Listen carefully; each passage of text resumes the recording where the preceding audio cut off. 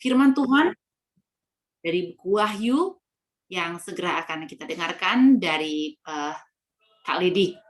Sebelum kita memulai acara pembahasan kita ini, kita bersatu di dalam doa. Kita berdoa.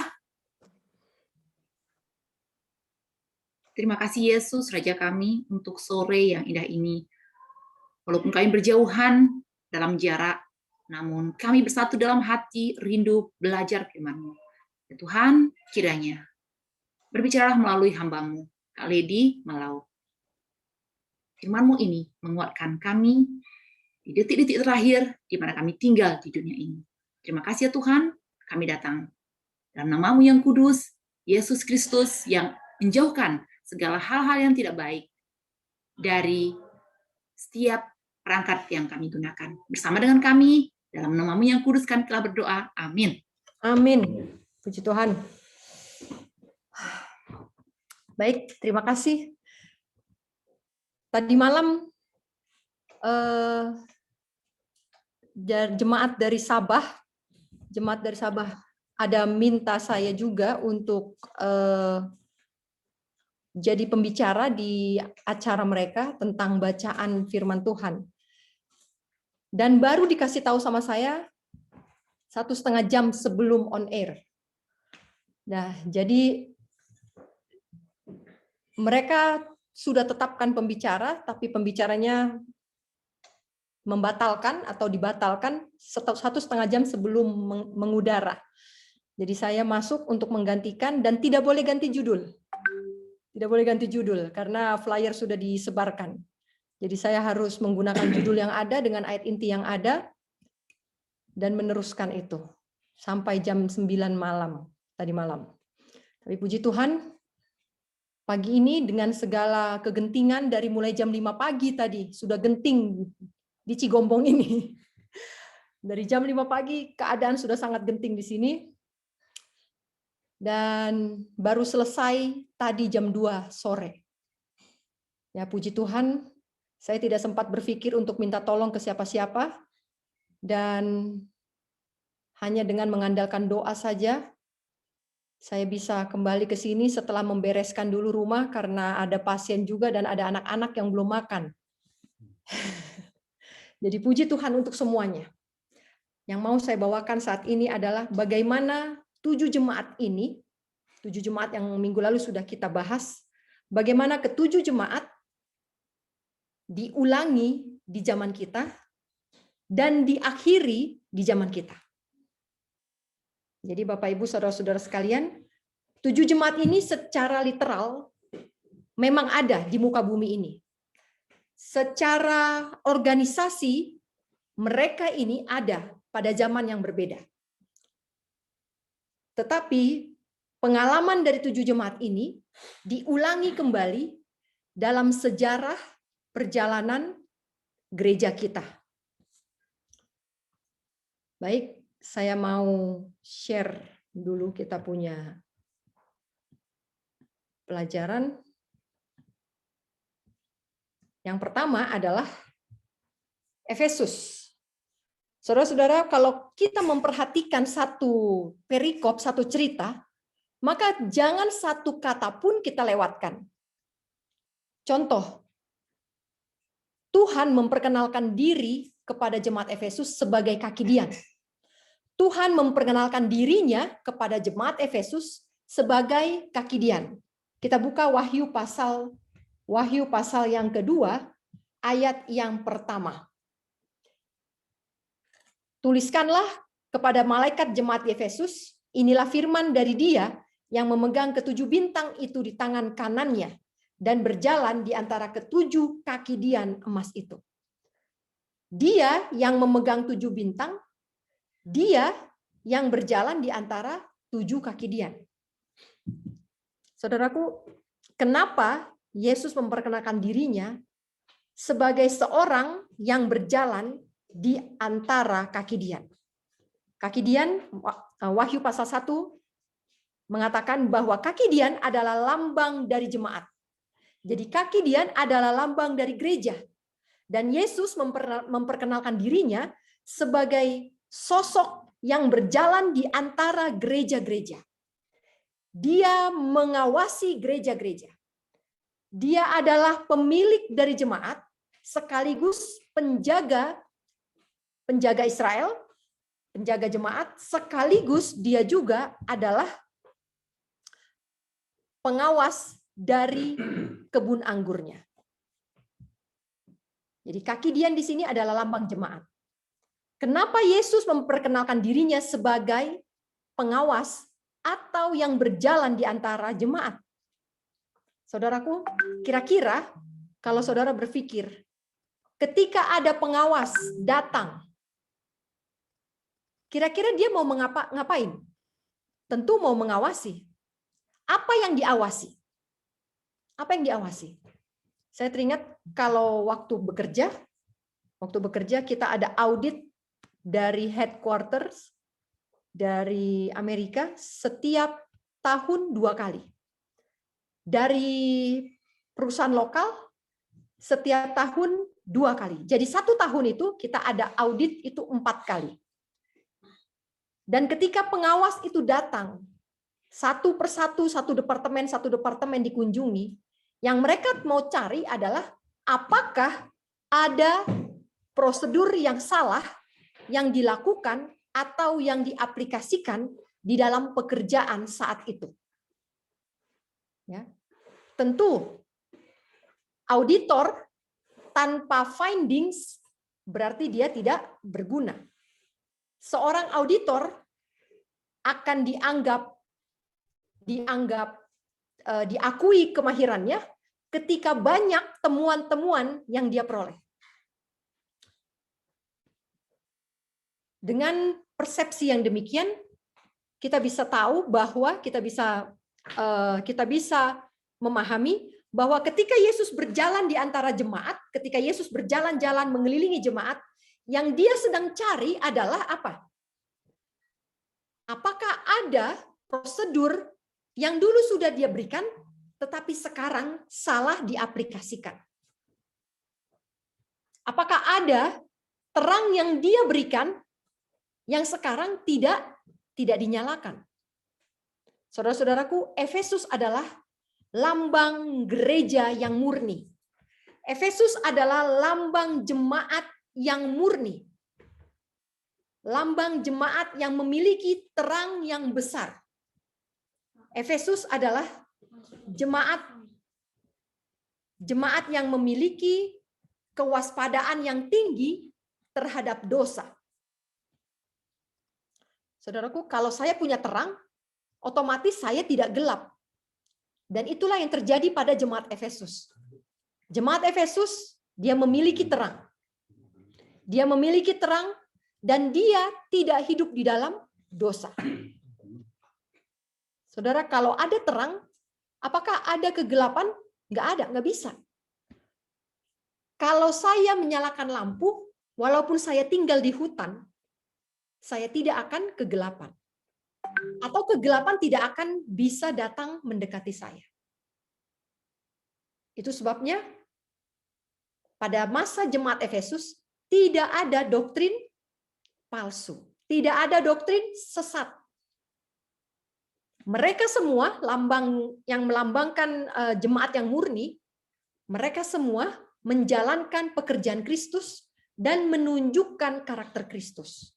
Jadi luar biasa sekali ya.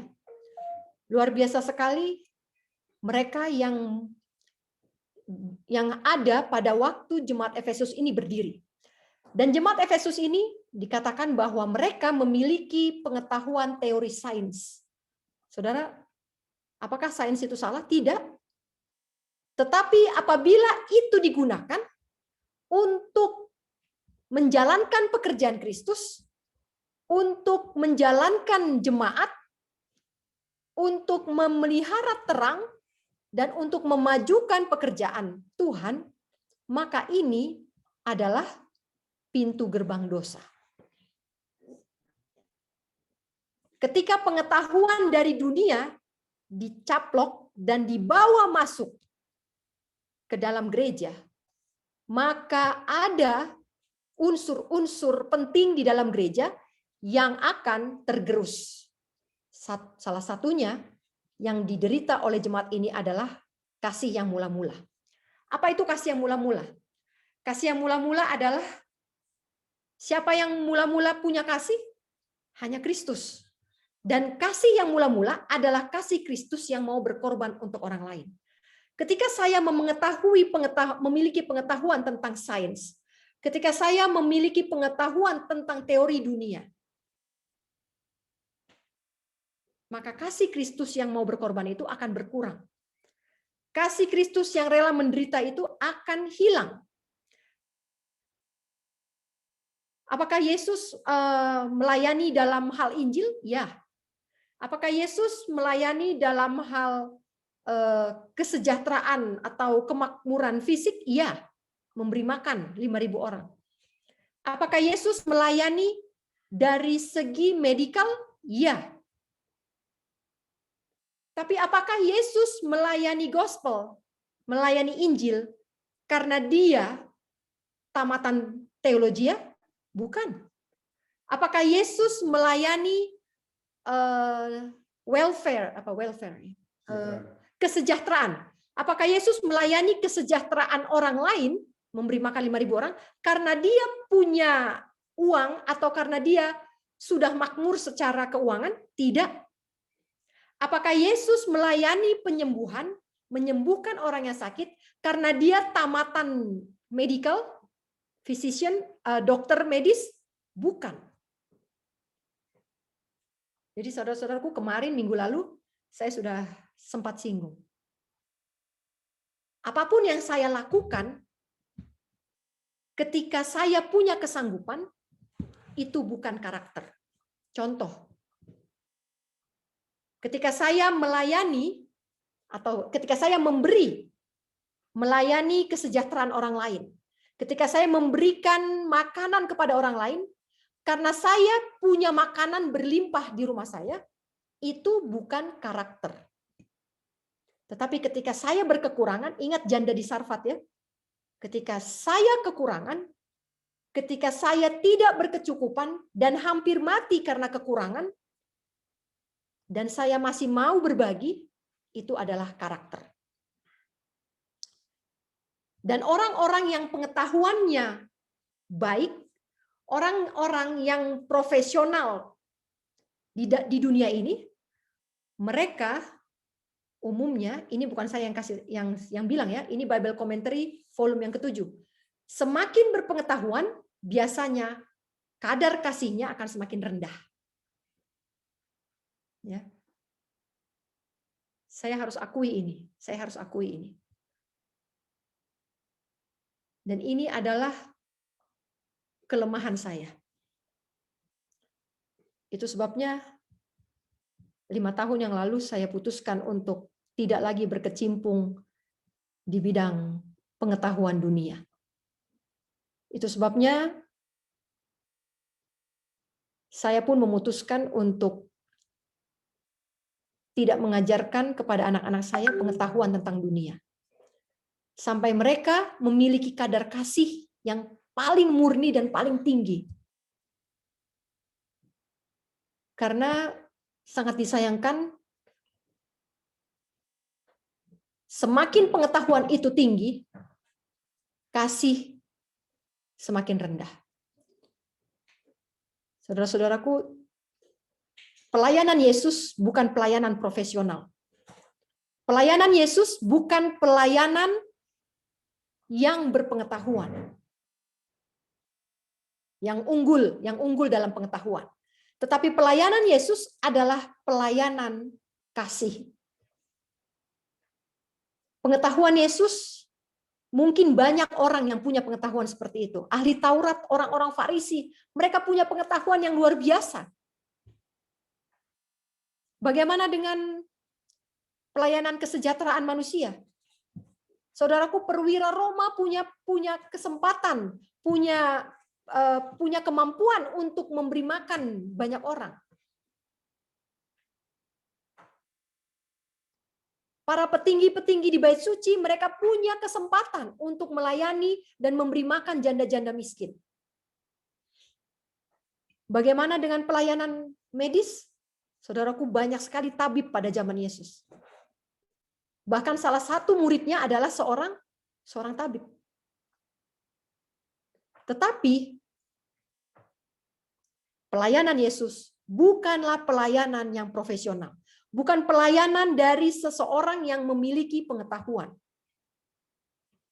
Pelayanan Yesus yang pertama kali yang mendasari adalah unggul dalam hal kasih. Bible Commentary volume yang ke-7 katakan bahwa tanpa kasih itu sama dengan moral fall, kejatuhan moral. Kita harus ingat kejatuhan moral yang pertama. Dalam Kejadian pasal yang ketiga. Manusia jatuh ke dalam dosa. Ini adalah moral fall yang pertama. Kejatuhan moral yang pertama. Apakah mereka jatuh karena kurang dalam hal kasih dan tinggi dalam pengetahuan? Iya. Apa penipuan setan pada saat itu? Kalau kau makan buah ini, kau akan mengetahui yang baik dan yang jahat. Jadi keinginan Hawa untuk berpengetahuan menjadi semakin tinggi. Sehingga kasihnya kepada Tuhan menjadi semakin rendah. Di situ terjadi moral fall. Ini saudara-saudara, ketika saya menginginkan anak-anak atau saya sendiri punya pengetahuan yang lebih tinggi. Saudara, kita sedang membuka pintu gerbang kepada moral fall. Dan berapa tahun untuk membereskan moral fall ini? 6.000 tahun.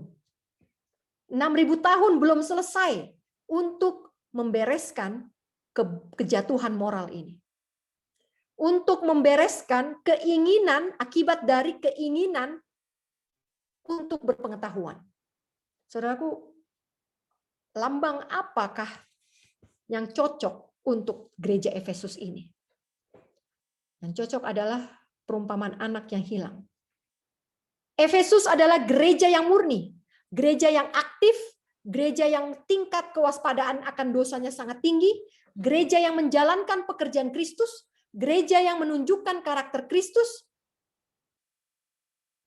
dan mereka dikatakan hilang, tetapi tidak merasa hilang.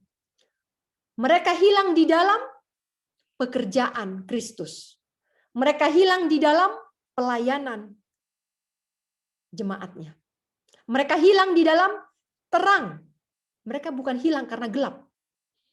Mereka hilang karena terang itu menyilaukan mata mereka, sehingga mereka tidak bisa lagi melihat kekurangan diri mereka. Dan perumpamaan yang cocok untuk mereka ini adalah anak yang sulung. Saudaraku, anak yang hilang dibahas. Judulnya tepat, ya. Judulnya tepat, anak yang hilang. Karena Bapa di dalam perumpamaan ini punya 2 anak dan dua-duanya hilang. Jadi bukan si bungsu saja yang hilang, tetapi sulung juga hilang. Bedanya adalah si bungsu hilang di luar rumah, sedangkan si sulung hilang di dalam rumah.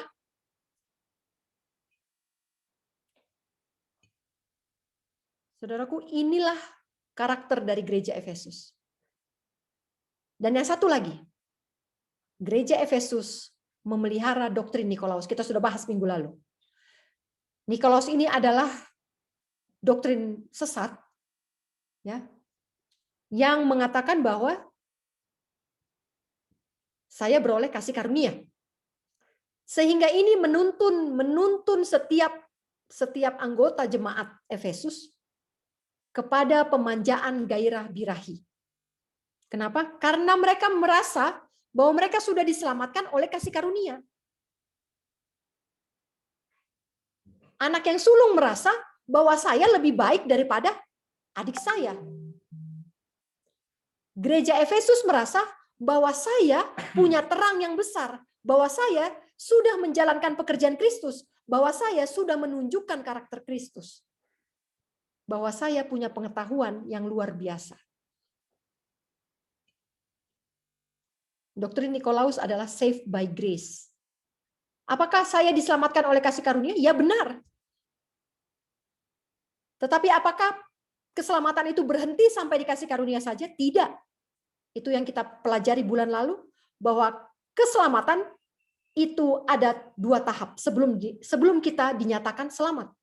Yang pertama adalah pembenaran oleh iman, yang kedua adalah penyucian oleh penurutan. Jadi kasih karunia tidak berhenti pada saat kita dibenarkan. Tetapi kasih karunia menuntut penurutan setelah saya dibenarkan di hadapan Kristus. Inilah yang tidak dimiliki oleh jemaat Efesus. Mereka hidup dalam gelora kasih karunia. Mereka hidup dalam euforia kasih karunia. Sehingga mereka memanjakan selera, memanjakan gairah, dan akhirnya menuntun mereka kepada kebinasaan. Perzinahan daging, bukan perzinahan rohani. Ya, bukan perzinahan rohani.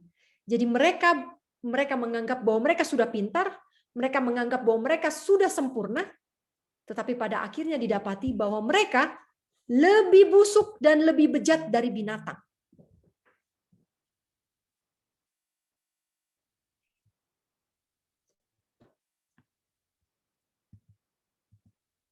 Apakah aplikasinya dalam gereja kita, Advent? Tahun 1844, gereja Advent dimulai oleh 50 orang yang sudah tahan uji. Gereja Advent pergerakan Advent dimulai oleh 50 orang yang sudah tahan uji dan tahan goncangan. Dan ke-50 orang ini diberikan terang yang lebih besar. Setelah terang tentang 2300 petang dan pagi, mereka diberikan terang 4 tahun kemudian, tahun 1848, mereka diberikan terang tentang hukum moral. Dan diantaranya adalah hukum keempat yang bersinar lebih terang. Dan sejak 1848, pergerakan Advent memelihara hari Sabat, hari ke-7, sebagai hari suci. Dan apakah mereka punya pengetahuan? Ya. Karena mereka adalah orang-orang yang giat untuk menjalankan pekerjaan Kristus. Mereka punya karakter Kristus. Mereka selalu berkumpul bersama. Tidak peduli di tempat manapun, bahkan di ladang gandum sekalipun, bahkan di dalam lumbung padi sekalipun, mereka menunjukkan kebersamaan dan karakter Kristus yang murni.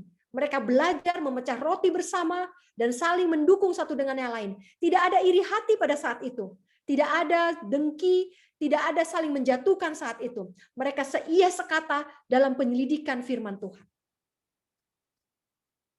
Tetapi setelah tahun 1848, tahun 1840, tahun 1844, mereka yang berkumpul ini saling memeriksa diri mereka. Di mana saya salahnya? Kenapa 1844 kami semua kecewa? Di mana kesalahan saya? Ketika mereka bertanya di mana kesalahan saya, di mana kesalahan saya, Tuhan tunjukkan kepada mereka kesalahannya, dan Tuhan berikan pengetahuan yang lebih besar, terang yang lebih besar, yaitu terang hari Sabat. Tetapi setelah mereka mendapatkan terang hari Sabat, saudara harus baca, Bapak Ibu harus baca buku 1888. Tahun 1848 mereka sudah punya terang mereka sudah jadi lebih besar. Tetapi 40 tahun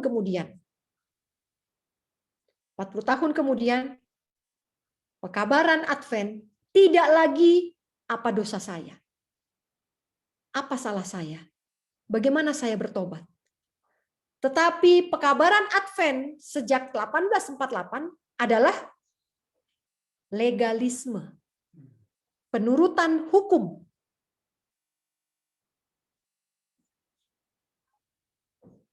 Masing-masing semuanya, pendeta-pendeta, semua orang Advent, mereka sibuk untuk mengajar kepada orang lain agar menurut hukum.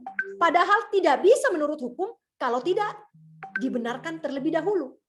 Kalau tidak justified by faith. Tidak bisa menurut hukum kalau tidak periksa kesalahan. Apakah saya masih ada dosa? Apakah saya masih ada salah? Tidak bisa menurut hukum. Tetapi mereka tidak lagi mengabarkan justification by faith. Mereka tidak lagi mengabarkan kebenaran Kristus, righteousness of Christ. Dan tahun 1888, dua orang muda, Jones dan Wagoner, diutus.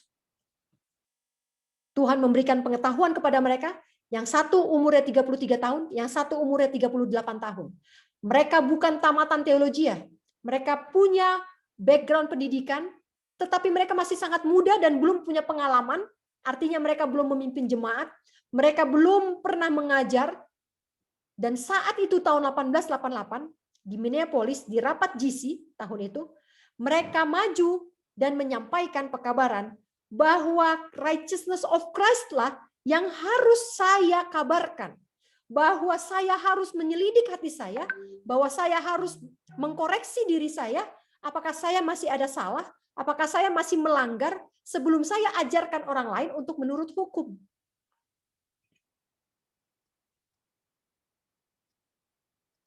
Dan media yang disampaikan adalah buku Galatia. Dan ketika Jones Wagoner menyampaikan ini, mereka dikecam. Mereka dikecam di tempat itu juga. Selagi masih berada di atas podium, mereka dikecam.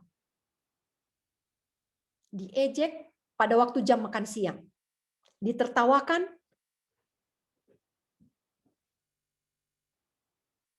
Nyonya White menangisi kejadian itu sampai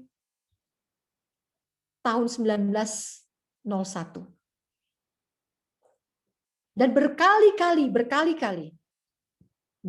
diadakan, berkali-kali dipanggil lagi untuk memahami teori dari justification by faith. Dalam rapat-rapat GC selanjutnya, pembahasan ini diulangi lagi, tetapi tidak pernah membawa hasil yang maksimal. Ketika ketua GC diganti, seorang yang sangat takut akan Tuhan, seorang yang memiliki ikatan persahabatan yang erat dengan Nyonya White, juga tidak bisa meyakinkan bahwa yang kita perlukan sekarang adalah pertobatan. Karena ketika seseorang bertobat, maka penurutan itu otomatis. Inilah yang tidak dimiliki Efesus. Mereka sibuk dengan pengetahuan. Sama seperti Gereja Advent pada tahun 1888. Sibuk dengan pengetahuan akan hukum Taurat. Tetapi lupa hal yang sangat sederhana, yaitu kasih. Kasih kepada Tuhan membuat diri saya semakin hina dan semakin rendah. Kasih kepada Tuhan membuat saya malu berhadapan dalam keadaan kotor atau berdosa.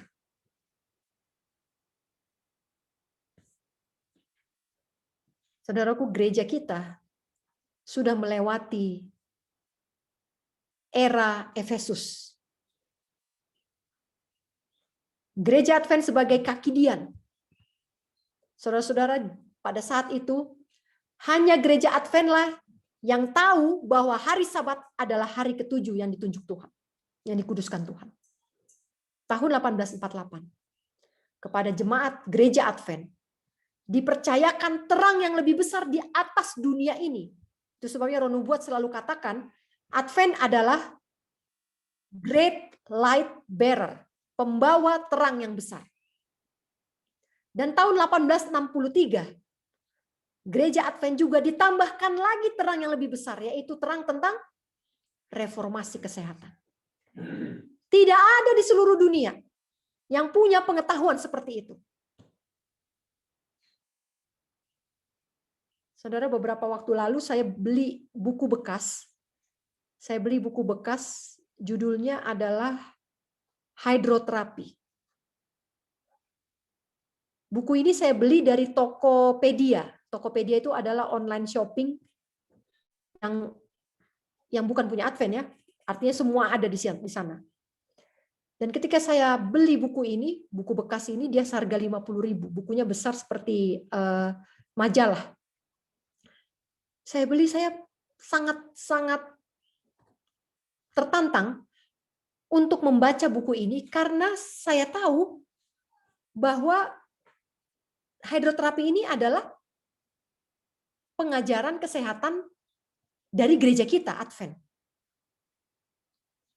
Tetapi ketika buku ini dijual di toko buku umum, saya pikir bahwa ada orang di luar sana yang ternyata juga percaya akan hidroterapi. Sehingga saya putuskan untuk beli buku ini.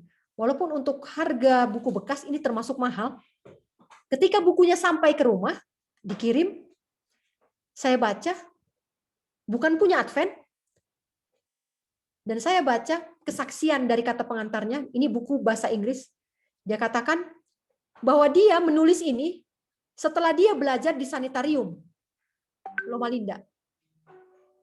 Saudara, akhirnya saya batal membaca itu. Kenapa? Ternyata orang luar belajar tentang natural remedies, ya, penyembuhan alami dari gereja Advent. Saya malu, kenapa saya harus belajar dari orang luar, sementara saya sendiri adalah anggota gereja Advent.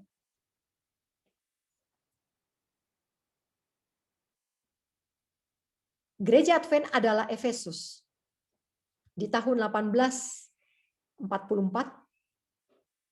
mereka punya terang yang murni, mereka mengerti dan tahu akan dosa, mereka menjalankan pekerjaan Kristus, dan mereka sudah diuji dan dinyatakan bahwa mereka melambangkan, menunjukkan karakter Kristus.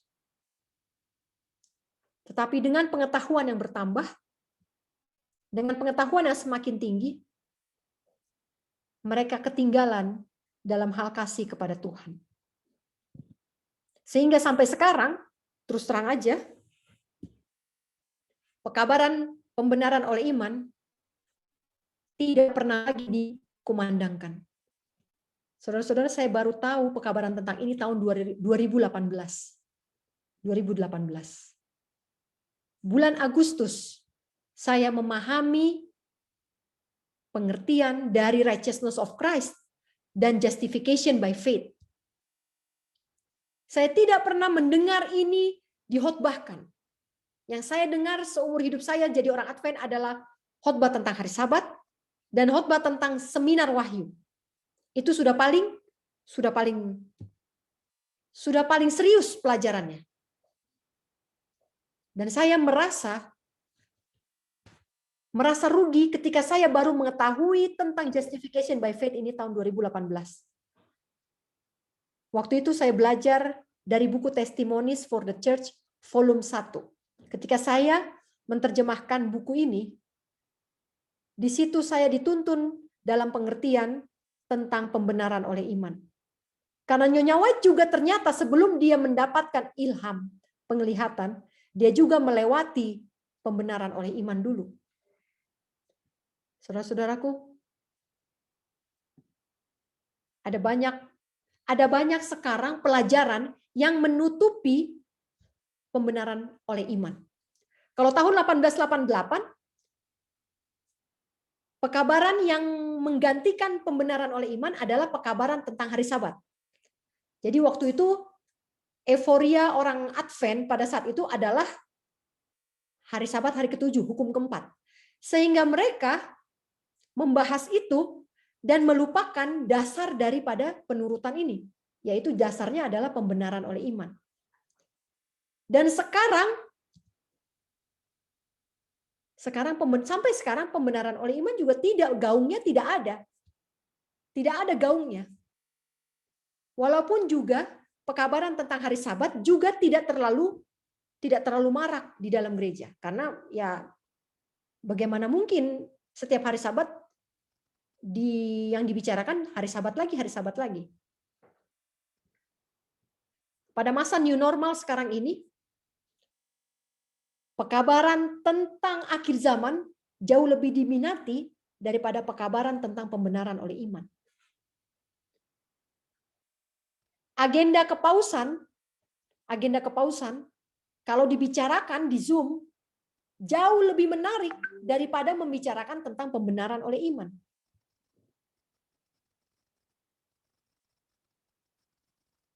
Tetapi Jangan sampai ini membuat pikiran kita teralih. Karena kita tidak bisa melihat akhir zaman. Kita tidak bisa memahami peristiwa-peristiwa akhir zaman kalau saya belum harmonis dengan Tuhan. Saya belum berjalan beriringan. Kalau saya masih kompromi satu kaki di dunia, satu kaki bersama dengan Kristus, maka saya tidak akan pernah bisa memahami tanda-tanda akhir zaman. Gereja Efesus, gereja yang murni, tetapi pengetahuan yang semakin tinggi sudah menghilangkan kasih yang mula-mula. Bagaimana dengan gereja yang kedua, jemaat yang kedua? Jemaat Smyrna. Mati dan hidup lagi. Jemaat Smyrna dalam Wahyu pasal 2 ayat yang ke-8, Tuhan memperkenalkan diri kepada jemaat ini sebagai yang pernah mati dan hidup kembali. Saudara, bukan kebetulan, saya katakan sekali lagi, bukan kebetulan Tuhan memperkenalkan dirinya dengan cara yang berbeda, dengan kata-kata terminologi yang berbeda. Istilah yang Tuhan gunakan dalam memperkenalkan dirinya, sangat merepresentasikan masalah dari jemaat itu. Dan pada waktu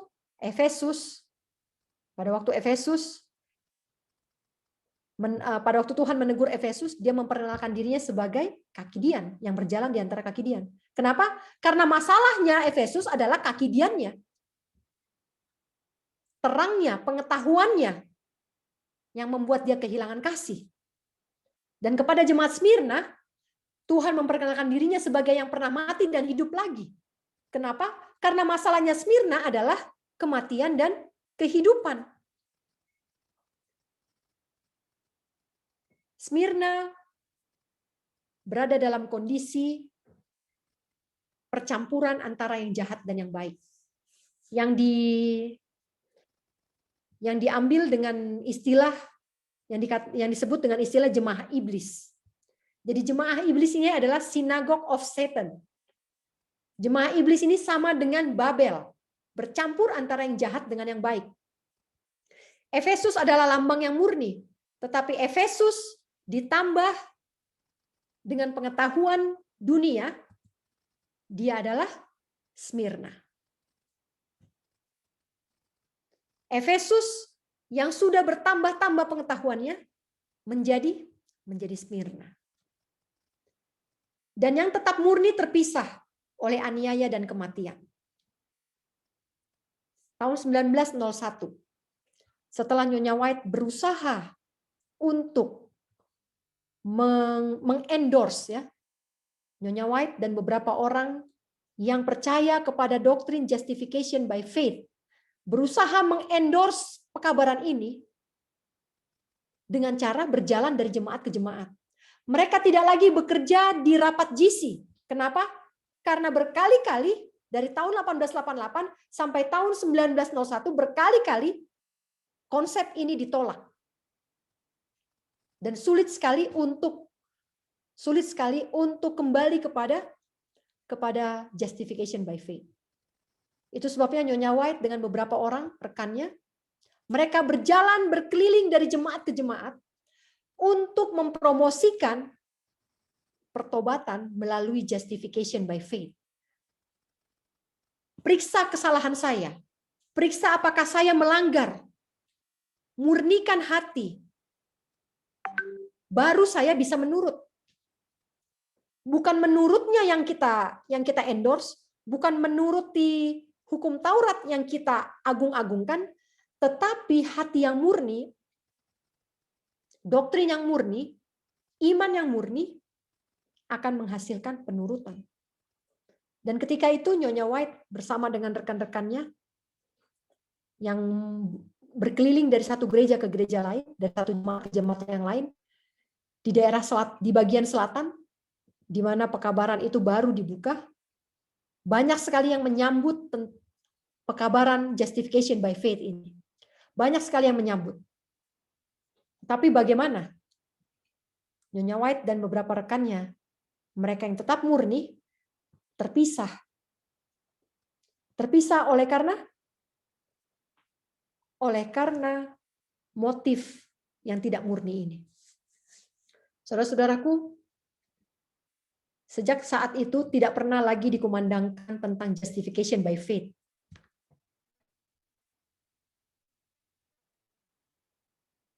Dan Nyonya White dalam tulisannya di manuskrip, ya tidak dicetak ya, bagaimana dia mengungkapkan rasa duka citanya. Rasa duka citanya oleh karena penolakan yang ditunjukkan oleh hamba-hamba Tuhan yang memegang jabatan-jabatan terpercaya di dalam organisasi Tuhan ini. Dan di akhir daripada kekecewaannya itu, Nyonya White diutus untuk pergi ke Australia pada usia 60 tahun, usia yang tidak lagi muda. Dia pergi ke sana dan dia bergumul untuk dia mengikuti perintah itu. SK sudah turun. Nyonya White saat itu memberikan pandangan bahwa dia sudah tidak lagi muda, dia tidak bisa lagi tahan perjalanan yang lama karena ini naik kapal dan harus transit, dan ini memakan waktu berbulan-bulan untuk sampai di Australia. Tetapi akhirnya, walaupun dia tidak memperoleh perkenanan Tuhan, ya, waktu itu dia bertanya kepada Tuhan, apakah saya harus pergi atau tidak? Dan akhirnya Nyonya White memutuskan untuk pergi.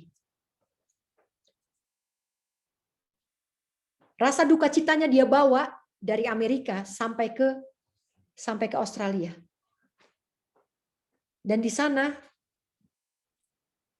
dengan ladang yang baru, dia mempunyai satu semangat yang baru. Ulang dari awal. Inilah yang menjadi semangatnya. Daripada saya berada di sana yang sudah tidak murni lagi, maka saya akan lebih baik saya di sini memulai dari awal supaya menjaga kemurnian. Saudaraku, yang tetap murni akan terpisah. Yang tetap murni akan terpisah. Jones dan Wagoner yang mengendorse pekabaran pembenaran oleh iman akhirnya juga terpisah. Akhirnya juga terpisah. Salah satunya mengambil jalur independen, keluar dari organisasi, atau yang dinamakan sempalan. Yang satunya lagi, dia kembali ke gereja awalnya dan menjadi pemelihara hari Minggu. Ya, saudara-saudara, beberapa kali waktu itu saya pernah menerjemahkan satu buku FAF, Full Assurance of Faith, Full Assurance of Faith, FAF, yang ditulis oleh Wagoner. Dan di sana, ketika saya terjemahkan ini, banyak sekali waktu itu belum suasana seperti ini ya, banyak sekali orang yang mengkritik kenapa buku itu yang saya pilih, kenapa memilih buku hasil karya orang yang sudah murtad.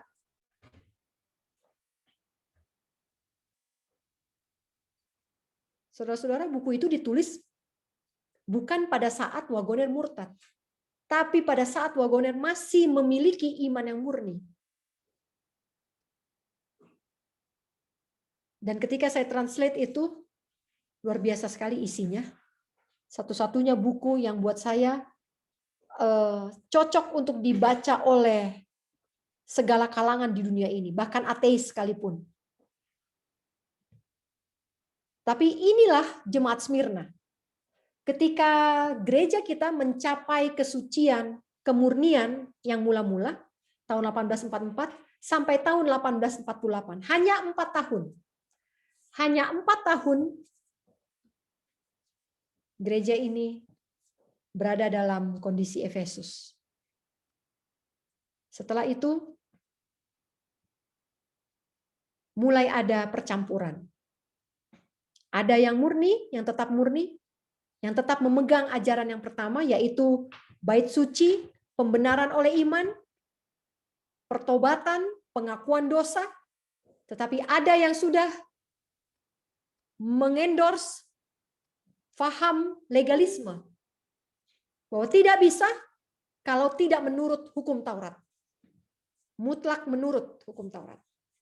Dan dengan adanya perbedaan ini, maka yang tetap murni akan terpisah dari yang sudah bercampur. Pergamus, pedang bermata dua. Wahyu pasal yang kedua, ayat yang ke-12, jemaat Pergamus, Tuhan memperkenalkan dirinya sebagai yang memakai pedang yang tajam dan bermata dua. Kita baca Ibrani 4 ayat 12. Ibrani 4 ayat yang ke-12, firman Tuhan mengatakan, sebab firman Allah hidup dan kuat, dan lebih tajam daripada pedang bermata dua manapun.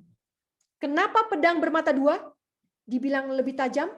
Karena dia menusuk amat dalam, sampai memisahkan jiwa dan roh, sendi-sendi dan sumsum, dan dia sanggup membedakan pertimbangan dan keinginan hati. Bukan pikiran ya, tapi keinginan hati. Maksud hati. Jadi pedang bermata dua ini adalah ciri-ciri ya, masalah yang dialami oleh Pergamus. Sekali lagi saya katakan bahwa perkenalan bagaimana Yesus memperkenalkan dirinya itu sangat tepat dengan masalah yang dialami oleh tiap-tiap jemaat. Jadi di Pergamus dia memperkenalkan dirinya sebagai pedang bermata dua. Kenapa? Karena masalah Pergamus adalah memang pedang bermata dua. Yesus senang dengan pedang bermata dua. Itu sebabnya dia menamakan dirinya pedang bermata dua. Pedang bermata dua adalah karakter Kristus, cara kerja Yesus, prosedur Yesus, itu pedang bermata dua. Karena dia sanggup membedakan pertimbangan dan maksud hati. Tetapi Pergamus ini apakah dia bermata dua? Bukan. Bukan matanya yang dua, tapi kepalanya yang dua. Ya. Pergamus ini sama dengan ular berkepala dua. Atau sama dengan Bileam. Atau sama dengan Yudas. Motif tidak murni dalam hal mengikut Tuhan. Ingat tadi bahwa Smyrna sudah mulai bercampur. Kemudian Pergamus, percampuran itu sudah semakin jelas sehingga hanya bisa dipisahkan dengan pedang. Ya, dengan pedang. Hanya bisa dipisahkan dengan pedang. Hanya bisa dibedakan dengan pedang. Motif yang tidak murni dalam hal mengikut Tuhan. Apa ini motif yang tidak murni? Banyak orang mau country living. Tapi begitu ditanya motifnya apa? Jawabannya adalah saya mau menghirup udara pegunungan. Ketika ditanya apa motifnya mau country living, adalah supaya saya bisa makan buah gratis. Ketika ditanya kenapa mau country living, saya membeli tanah untuk saya bisa memindahkan bisnis saya dari kota ke desa. Saudaraku, banyak sekali motif orang dalam hal mengikut Tuhan. Banyak sekali. Dalam minggu ini, saya menerima banyak telepon. Saya menerima banyak telepon.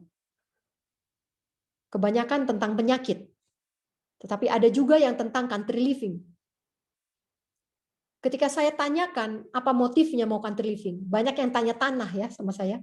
Ada tanah nggak? Ada tanah nggak? Saya bilang, saya tidak jual tanah. Tapi ketika saya tanya apa motifnya, bingung dan gelagapan. Orang-orang yang seperti ini hanya bisa dimurnikan dengan pedang bermata dua. Pedang bermata dua ini apa? Sesuatu yang bisa membunuh.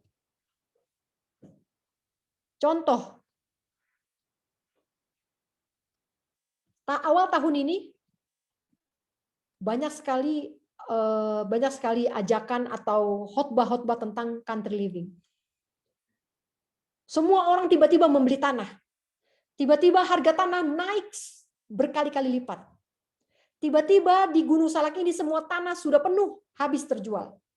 Sampai jurang-jurang pun laku dijual. Tetapi seiring dengan perjalannya waktu, orang yang membeli tanah, mereka tidak pindah ke desa. Mereka tidak pindah ke desa. Dan dalam minggu ini, ketika Jakarta kembali diporak-porandakan oleh COVID-19, semua sekarang kembali ingin country living lagi. Setelah beberapa bulan, sepertinya tidak terjadi apa-apa, sepertinya masih bisa panjang sedikit lagi, semua sudah terlena.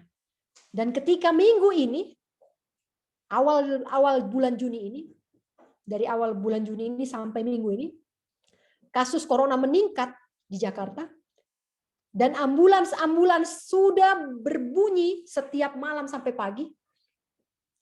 Sekarang ini mayat-mayat pun antri untuk dikubur. Mulai orang cari tanah lagi. Saudara, pedang bermata dua. Kalau ada pedang, baru bisa dibedakan. Motif yang tidak murni dalam hal mengikut Tuhan.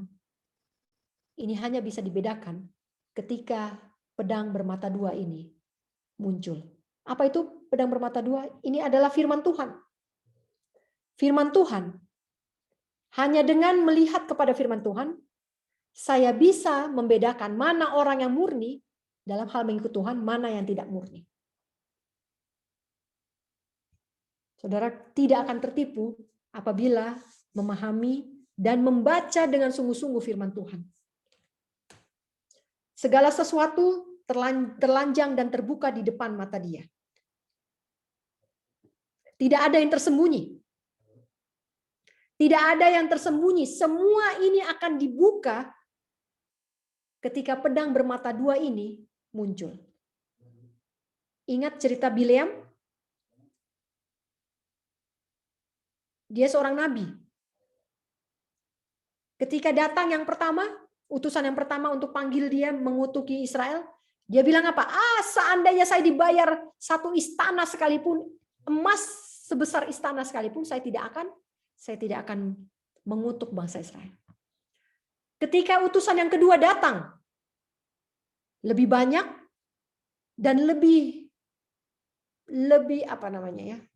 lebih terhormat jabatan dari orang yang datang ini. Mulai Bileam pikir-pikir, sepertinya ya nggak apa-apa lah ya, kenapa ya? Ya mungkin kita bisa. Toh nanti juga saya tidak akan bilang apa-apa. Yang penting saya ikut saja dulu. Siapa tahu nanti Tuhan izinkan. Siapa tahu. Saudara menunda sesuatu atau berkompromi dengan sesuatu, ini sama dengan doktrin Bileam. Menunda pertobatan atau mempertanyakan sesuatu yang jelas-jelas sudah pasti, ini sama dengan doktrin Bileam. Contoh. Apa contoh doktrin Bileam? Ketika saya berpikir bahwa saya bisa bertobat, saya bisa country living nanti ketika Sandelo sudah datang. Ini doktrin Bileam. Ketika saya berpikir bahwa nanti saya country living dan saya akan hidup lebih lama. Ini juga doktrin Bileam. Ketika Yudas berpikir bahwa mengikut Yesus nanti saya bisa menjadi kaya. Saya bisa mendapatkan jabatan. Ini adalah doktrin Bileam dan ini dinajiskan oleh Tuhan. Entah itu motifnya dalam hal mengikut Tuhan adalah untuk pengembangan bisnis, entah itu motifnya adalah untuk mencapai ketenaran, atau untuk supaya saya diposting di Facebook.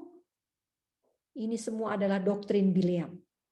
Ular berkepala dua, dan hanya bisa dibedakan dengan pedang bermata dua, yaitu firman Tuhan. Jemaat yang keempat adalah jemaat Tiatira. Jemaat Tiatira ini unik ya, jemaat ini. Kita lihat tadi bahwa setelah tahun 19 di organisasi kita, setelah tahun 1901,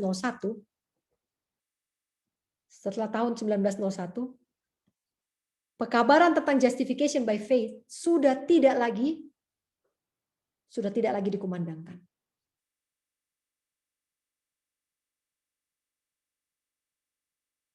Sudah banyak hal yang dikompromikan oleh organisasi Advent. Nanti kita belajar apa yang dikompromikan pada jemaat Tiatira ya. Ini kompromi luar biasa. Jadi di sini baru motif yang tidak murni, motifnya sudah tidak murni, lalu di Tiatira terjadilah kompromi. Doktrin sudah berubah. Tiatira mata nyala api. Tuhan memperkenalkan diri kepada jemaat ini sebagai mata yang seperti nyala api. Kenapa Tuhan memperkenalkan dirinya sebagai mata?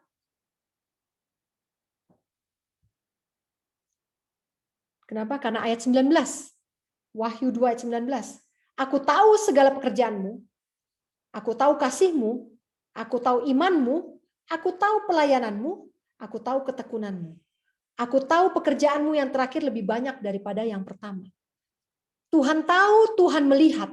Tapi dia melihat bukan dengan mata yang lemah lembut, tetapi dengan mata yang seperti nyala api. Itu artinya mata nyala api ini mata yang sukacita atau mata yang marah.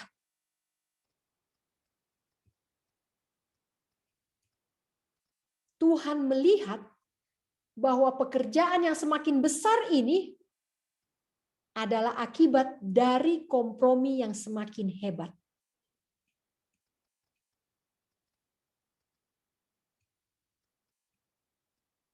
Saudaraku, pertama kali doktrin kesehatan diturunkan, diilhamkan oleh Tuhan kepada hambanya Nyonya White adalah tahun 1863. Dan saudara-saudara bisa lihat,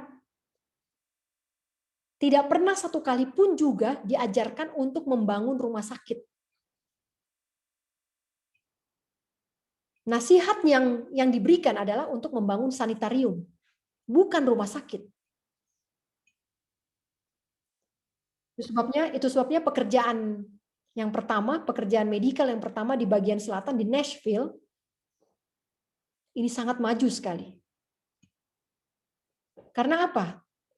Karena metode penyembuhan dan perawatan fisik yang dilakukan di sana berbeda sekali dengan dunia. Tetapi apakah kita masih punya sanitarium sekarang? Secara resmi, kecuali perorangan yang buat ya, kecuali perorangan yang membuat. Tapi secara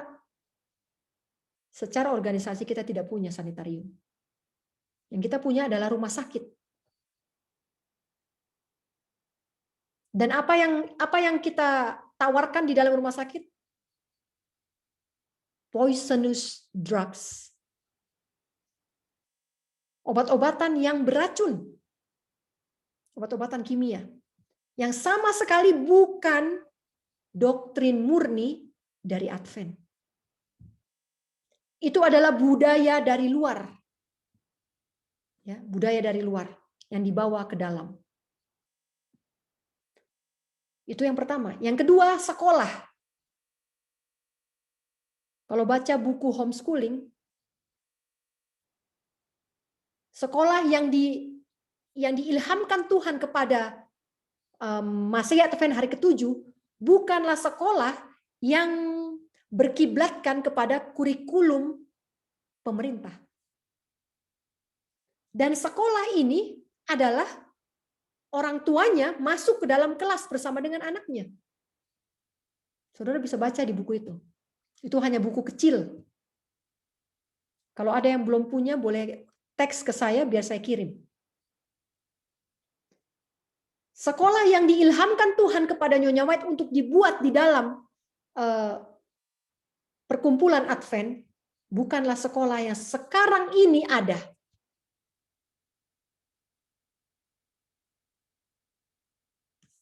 Saudara, ajaran dari luar sudah dibawa ke dalam.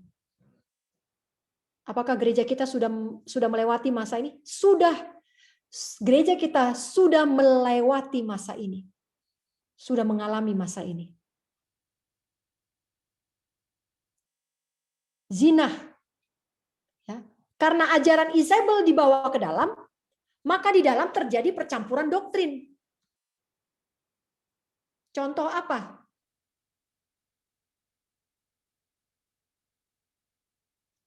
Kalau sakit, datang ke rumah sakit, dikasih dulu antibiotik, habis itu pergi ke wellness center. Bayar lagi. Dianjurkan untuk pergi ke wellness center. Bayar lagi. Untuk mengubah lifestyle. Ini percampuran ini. Masuk dulu obat-obatan, kimia, baru habis itu detox. Ya. Wahyu 17 ayat 2. Beberapa minggu yang lalu saya sudah pernah singgung ini. Wahyu 17 ayat 2.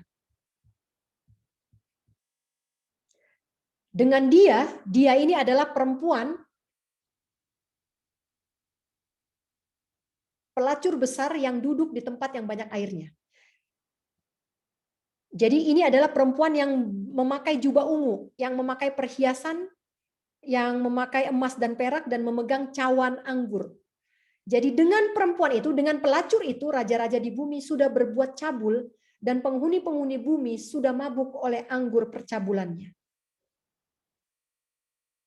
Jadi semua di bumi. Semua di bumi sudah berbuat cabul dengan percampuran doktrin. Semua penghuni bumi bahkan sudah sampai mabuk. Mabuk ini artinya tidak sadar lagi bahwa saya ini sedang mengikuti doktrin yang salah. Tidak sadar lagi.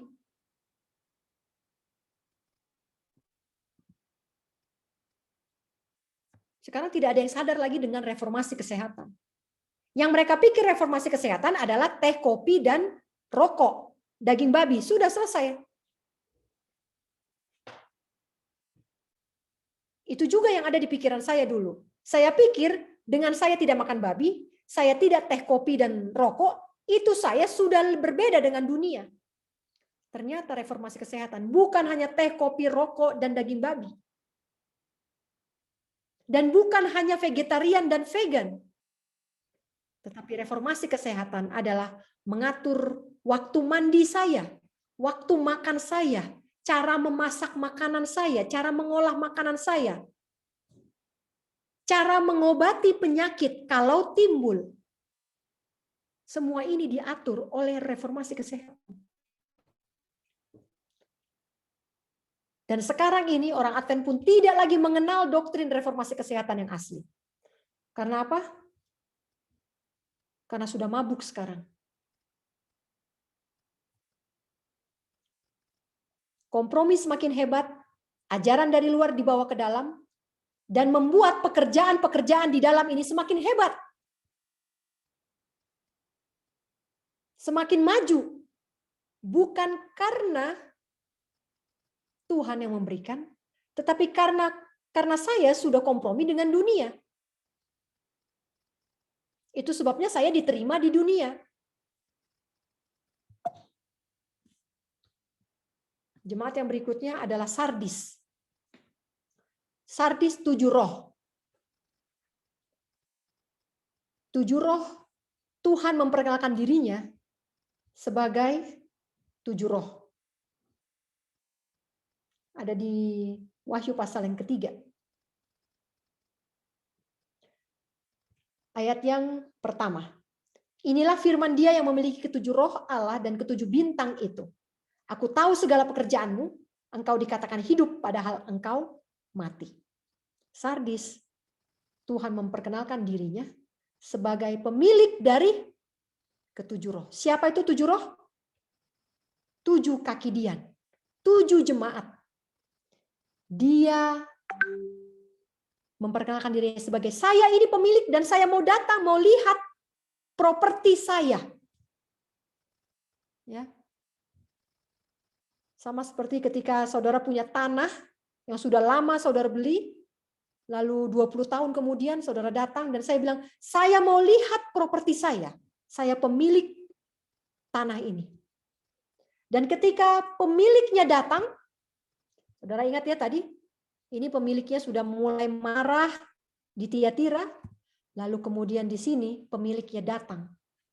Dia yang memiliki ketujuh roh, dia yang memiliki ketujuh bintang, dia yang melihat. Dan apa yang dikatakan? Gak ada lagi rohnya. Itulah Sardis. Kondisi Sardis adalah tidak punya roh lagi. Itu sebabnya Tuhan memperkenalkan dirinya sebagai 7 roh. Karena masalah Sardis adalah mereka tidak punya roh lagi. Kalau tidak punya roh itu artinya apa? Mayat hidup. Zombie. Tidak punya roh. Banyak sekali sekarang zombie bergentayangan, saudara-saudara. Salaman tidak mau, mengurung diri di rumah, menurut kepada peraturan dunia tanpa dipikir dulu, langsung menurut. Yang penting gratis, tidak bayar. Bahagia dengan segala protokol new normal. Inilah ciri-ciri zombie, manusia zombie, tidak punya roh. Kenapa tidak punya roh? Karena ketidakmurnian yang sedikit demi sedikit, dan sudah membuat kompromi yang semakin hebat, dan sudah membuat seluruh dunia berzina, bercabul, dan anak-anak dari percabulan itu apa? Anak-anak dari percabulan itu adalah zombie yang tidak punya roh. Tetapi di jemaat Sardis ini ada kabar baik, bahwa ada yang masih memiliki roh. Ayat 4 mengatakan, tetapi di Sardis ada beberapa orang yang tidak mencemarkan pakaiannya, mereka akan berjalan dengan aku dalam pakaian putih, karena mereka adalah layak untuk itu.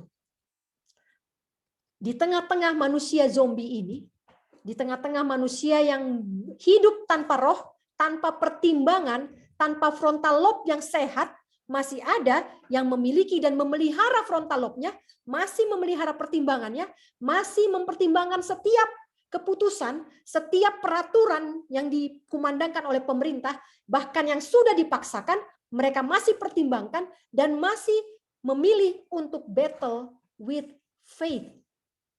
Bertempur dulu dengan imannya. Kalau zombie ini nggak perlu bertempur lagi. Dibilang A, nurut. Dibilang B, nurut. Nggak ada lagi rohnya. Tetapi yang masih punya roh, yang masih mencerna, yang masih punya pertimbangan dan berhikmat, Tuhan katakan, mereka akan berjalan bersama dengan Tuhan.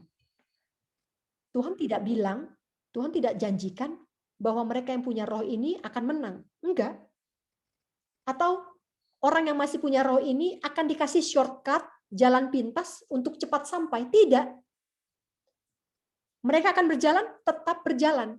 Tuhan nggak suruh mereka yang masih punya roh ini untuk terbang, dikasih sayap tiba-tiba lalu terbang.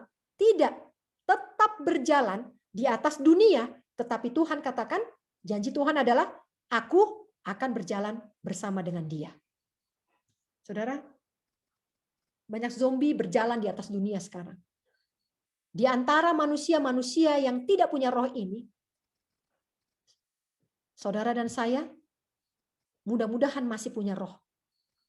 Dan kalau kita masih punya roh, bukan berarti kita harus terbang dan tinggalkan dunia ini. Tetaplah berjalan, dan ingatlah bahwa saya berjalan tetap di atas dunia ini dengan roh saya, dan saya akan berjalan bersama dengan Tuhan.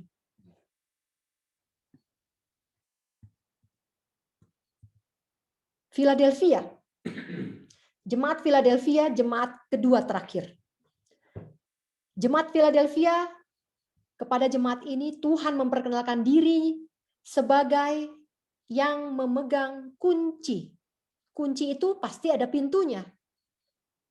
Dan kalau dipegang kuncinya, pasti pintunya tertutup atau ada pintu yang harus dibuka. Kalau pintunya nggak ada daunnya, cuman ada kusennya saja, ini nggak perlu nggak perlu kunci. Kenapa Tuhan pegang kunci? Karena Dia mau membuka atau mau menutup. Itulah guna kunci, untuk membuka atau menutup. Dan Tuhan katakan, memang benar Dia akan membuka. Dan bukan hanya membuka, tetapi di saat yang sama, Dia membuka dan menutup sesuatu. Jadi ada yang Dia buka dan ada yang Dia tutup. Itu sebabnya jemaat Philadelphia ini, jemaat Philadelphia ini adalah jemaat di mana momen masanya adalah pintu yang terbuka dan pintu yang tertutup. Ada perubahan zaman. Ada perubahan zaman. Ciri-ciri jemaat Philadelphia ini adalah mereka berada pada perubahan zaman. Sekarang kita sudah berada pada perubahan zaman. New normal. Tetapi siapa yang berpegang pada apa yang sudah ada yang sejak dulu, siapa yang tetap memakai mahkotanya, dia akan menjadi pilar di bait suci. Saudaraku, tahun 1844 ada pintu yang terbuka dan ada pintu yang tertutup. Pintu terbuka tahun 1844 adalah pintu ke dalam bilik yang maha suci. Pintu yang tertutup adalah pintu bilik yang suci. Yesus berpindah dari bilik yang suci ke bilik yang maha suci. Apa itu bilik yang suci? Bilik yang suci adalah Dia bekerja melalui jemaat-jemaat, ya. Kaki dian itu adalah lambang jemaat. Yesus melayani di kaki dian, di meja roti, kemudian di meja dupa. Disitulah Dia bekerja melayani setelah Dia bangkit pada hari yang ketiga dan naik ke surga. Dia melayani di bilik yang maha suci melalui jemaat-jemaat. Tapi saudara-saudara, tahun 1844 Yesus berhenti bekerja melalui jemaat. Kenapa? Karena semua gereja sudah bercabul dengan doktrin yang tidak murni, yaitu doktrin kepausan pada saat itu. Sehingga Tuhan perlu mengambil 50 orang dan mengasingkan mereka. Ada pintu yang terbuka untuk 50 orang ini kepada terang yang lebih besar. Sementara pintu kepada gereja-gereja Protestan ditutup selamanya. Ditutup selamanya. Tahun 1844 pintu terbuka dan pintu tertutup terjadi. Sekarang bagaimana dengan zaman kita? Apakah gereja Advent sudah melewati masa ini, Philadelphia?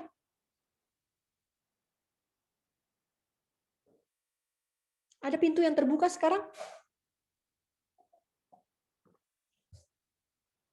Kalau saudara punya buku yang saya terjemahkan, buku A Call to Medical Evangelism, warnanya hijau. Warnanya hijau, itu gambar tangan membuka pintu. Ya, gambar tangan membuka pintu.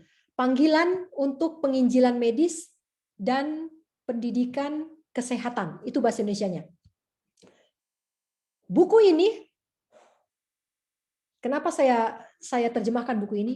Karena di buku inilah saya temukan bahwa rencana Tuhan yang mula-mula untuk penginjilan medical evangelism adalah melalui jemaat, melalui pendeta.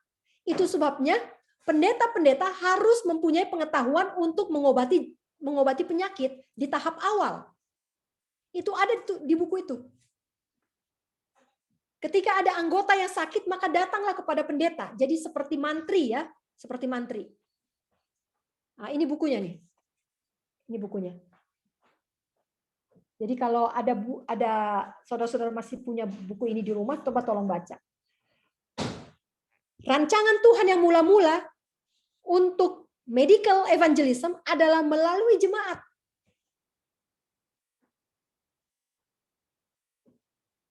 Dan trainernya adalah pendeta. Saya nggak tahu, saya nggak pernah sekolah pendeta, tapi apakah ada kurikulum atau ada mata kuliah tentang pengobatan alami di teologi? Saya tidak tahu ya. Dan rencana yang mula-mula adalah jemaat ini pada hari Sabat akan menjadi pusat penginjilan untuk medis, dan di sebelah ruang perbaktian akan dibuat ruang treatment. Ruangan untuk treatment, kemudian ada lagi ruangan untuk restoran sehat, dan ada lagi tempat ruangan kecil untuk seminar kesehatan. Inilah desain dari jemaat. Kenapa Tuhan tempatkan jemaat di kota besar? Ya, saudara-saudara, hanya ada 2 yang boleh di kota besar, yaitu rumah perbaktian dan yang satu lagi restoran sehat. Hanya ada 2. Selain daripada ini, institusi, sekolah, percetakan, sanitarium, ini harus ada di luar kota. Tidak boleh ada di kota besar. Dan desain awalnya adalah rumah perbaktian akan bersinergi dan bergandengan secara fisik dengan ruang perawatan dan restoran sehat. Dan anggota-anggota tinggal di pegunungan, ya, tinggal di outpost di luar kota. Dan setiap hari Sabat atau sebelum hari Sabat mereka akan datang. Mereka akan datang hari Jumat atau hari Kamis, mereka akan datang dan membawa hasil kebun mereka.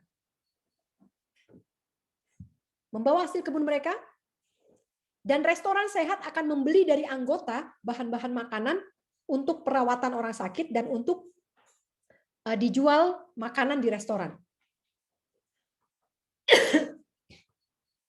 Tetapi sekarang, saudara-saudara, apakah pelayanan kesehatan masih didesain Tuhan untuk dilakukan oleh jemaat? Tidak sama sekali. Tidak sama sekali. Pintu penginjilan kesehatan untuk jemaat sudah ditutup. Sudah ditutup. Dan pintu yang lain dibuka. Ini kabar baiknya. Pintu yang mana yang dibuka? Pintu kepada orang-orang, individu-individu. Sekarang Tuhan cari individu-individu yang mau digunakan Tuhan, yang mau menurut reformasi kesehatan, yang mau keluar dari kota supaya tidak terhalang pekerjaan, dan pintu kepada mereka lah dibukakan. Itu sebabnya sekarang saudara lihat wellness center, sanitarium, siapa yang punya? Pribadi-pribadi, keluarga-keluarga. Saudara, pintu kasihan, bukan pintu kasihan, pintu penginjilan. Pintu penginjilan kesehatan melalui jemaat sudah ditutup.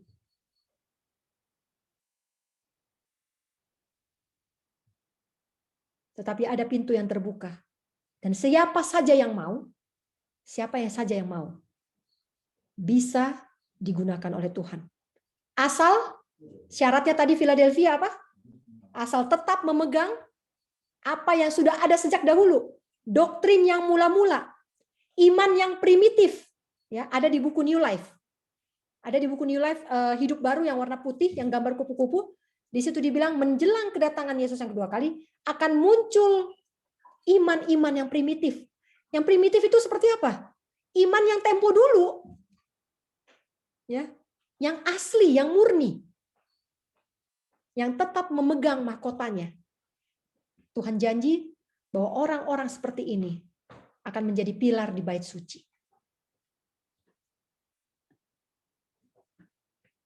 Bagaimana dengan Laodikia, jemaat yang terakhir? Kita tahu Laodikia ini adalah, kemarin minggu lalu saya sudah singgung bahwa Laodikia ini adalah suam-suam kuku, tidak panas, tidak dingin. Kalau orang panas, ya, kalau saya kepanasan, maka saya akan berusaha untuk mendinginkan badan saya. Saya akan nyalakan kipas angin, saya akan ganti baju saya dengan yang lebih nyaman, saya akan keluar dari kamar, saya akan kipas-kipas dengan apa yang ada, atau saya berjalan untuk cari udara yang lebih segar. Itu kalau saya kepanasan. Begitu pula halnya kalau saya kedinginan.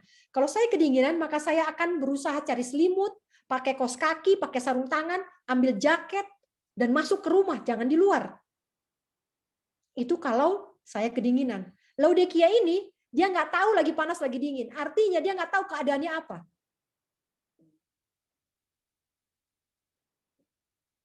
Orang lagi terik matahari, dia pakai jaket panjang. Ya. Orang lagi angin badai, dia pakai bikini. Ini frontal lobe sudah rusak tadi ya. Tadi apa nih? Pertimbangan sudah, nah ini apa? Zombie. Ya. Ini udah rusak, udah zombie, jadi nggak bisa lagi berpikir sekarang ini lagi dingin apalagi panas. Bagaimana mungkin bisa berpikir? Rohnya aja udah nggak hidup.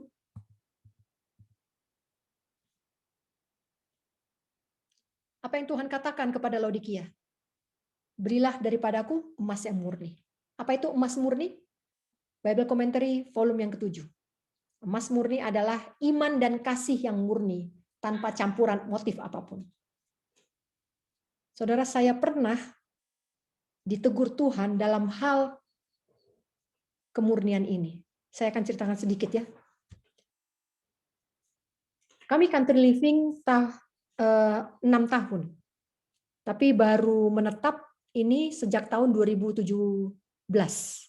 menetap, ya, sejak tahun 2017. 2 tahun pertama ini kami masih mobile, dan setiap kali orang tanya kenapa country living, orang-orang gereja tanya, saya selalu katakan bahwa saya mau mendidik anak-anak saya. Saya mau mendidik anak-anak saya. Saya tinggalkan pekerjaan, kenapa? Karena saya mau menjaga anak-anak saya. Itu selalu saya katakan. Dan tahun 2018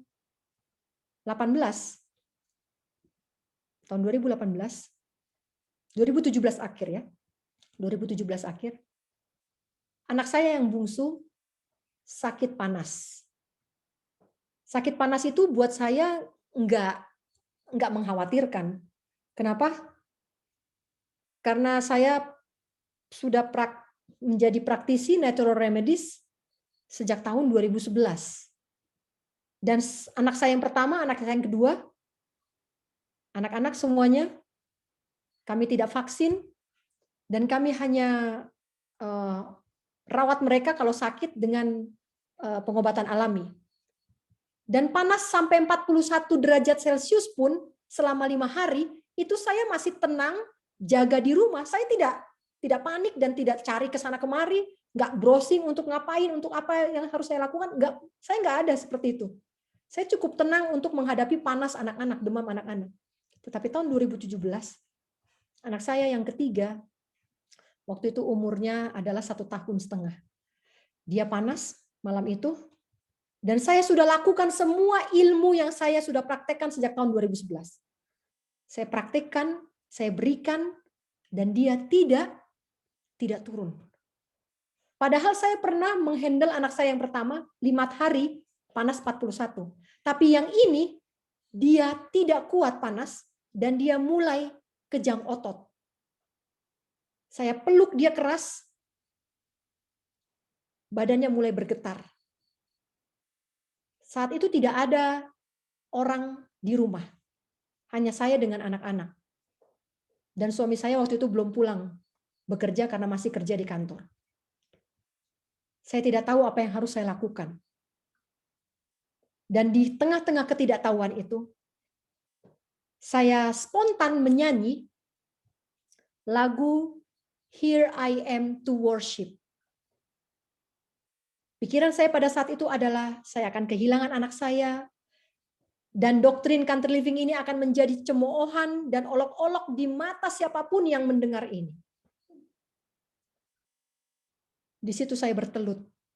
Saya bilang, here I am to worship. Here I am to bow down. Here I am to say that you are my God. Saya tidak lagi berusaha untuk turunkan panasnya.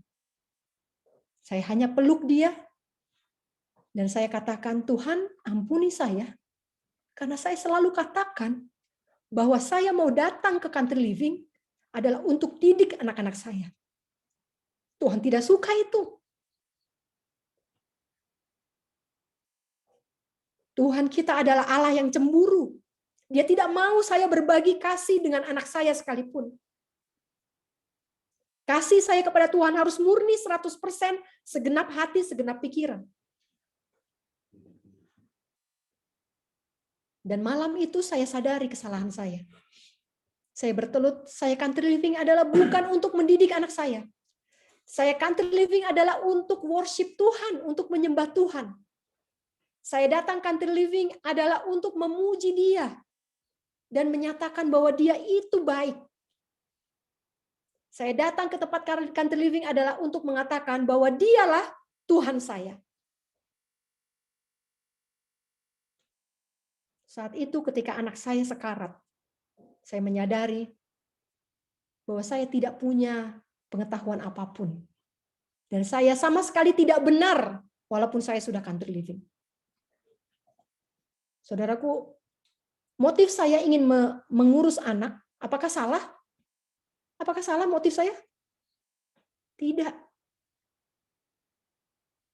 Motif saya benar. Dan sangat baik dan sangat kudus. Dan setan menipu saya dengan hal-hal yang saya anggap kudus. Saya adalah Laodikia. Iman saya tidak murni. Kasih saya tidak murni. Dan di tempat di mana saya tidak bisa lagi mengandalkan kepintaran, kekuatan, keahlian, dan kemampuan, saya dimurnikan. Laodikia, emas murni adalah simple faith. Iman yang simple, yang sederhana. Iman yang sederhana itu apa? Saya datang untuk memuji Tuhan. Saya lahir, keluar dari kandungan ibu saya, adalah untuk menceritakan perbuatan tangan Tuhan yang ajaib. Selesai. Nggak ada cita-cita mau sekolah.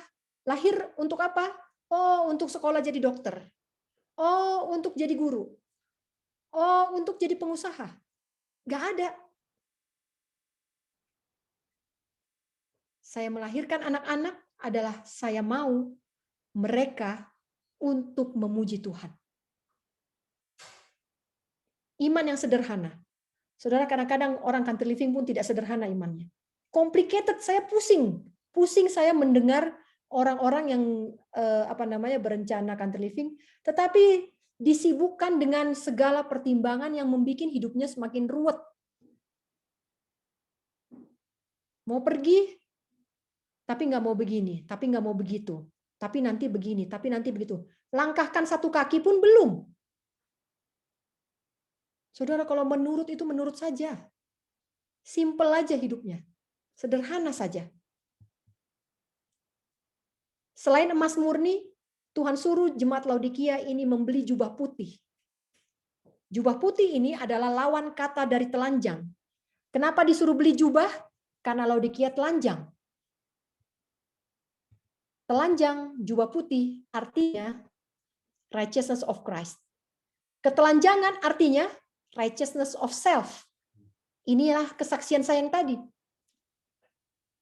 Saya anggap diri saya benar, righteous. Padahal ketika saya berkaca kepada Kristus, sama sekali saya tidak benar. Saudaraku, motif-motif yang tidak murni nggak akan bisa dilihat, nggak akan bisa diselidiki tanpa pedang bermata dua. Righteousness of Christ, Righteousness of self ini beda tipis. Sama-sama benar. Ingat, setan menipu kita bukan dengan hal yang salah. Bukan hitam dengan putih, tetapi putih dengan hampir putih. Kalau hitam dengan putih ini jelas sekali. Dan kita pasti tidak akan pilih yang hitam.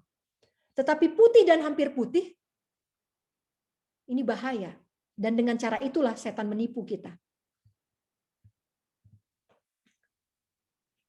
Selain jubah putih, ada salep mata yang harus dibeli. Salep mata, Bible Commentary volume yang ke-7, adalah pemahaman rohani yang benar. Benar itu juga adalah media setan untuk menipu manusia. Saya anggap benar, saya anggap saya sudah rohani, saya anggap saya sudah mengerti dengan benar.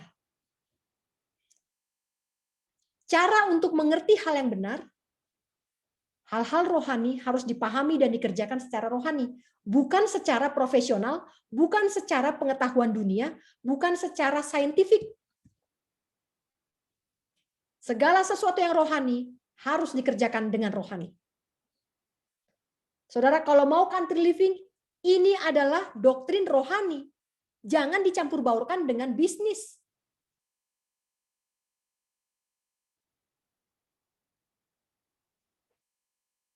Salep mata juga gunanya adalah untuk membedakan pekerjaan Tuhan dengan pekerjaan setan.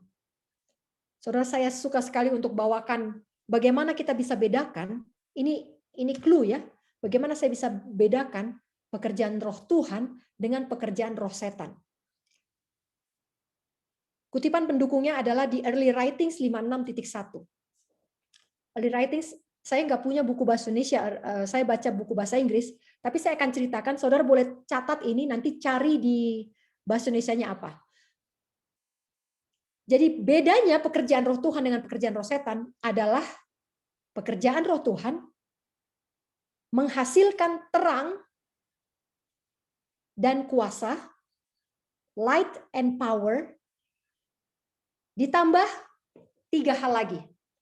Sweet love, kasih yang manis, happiness, kebahagiaan, dan peace, damai.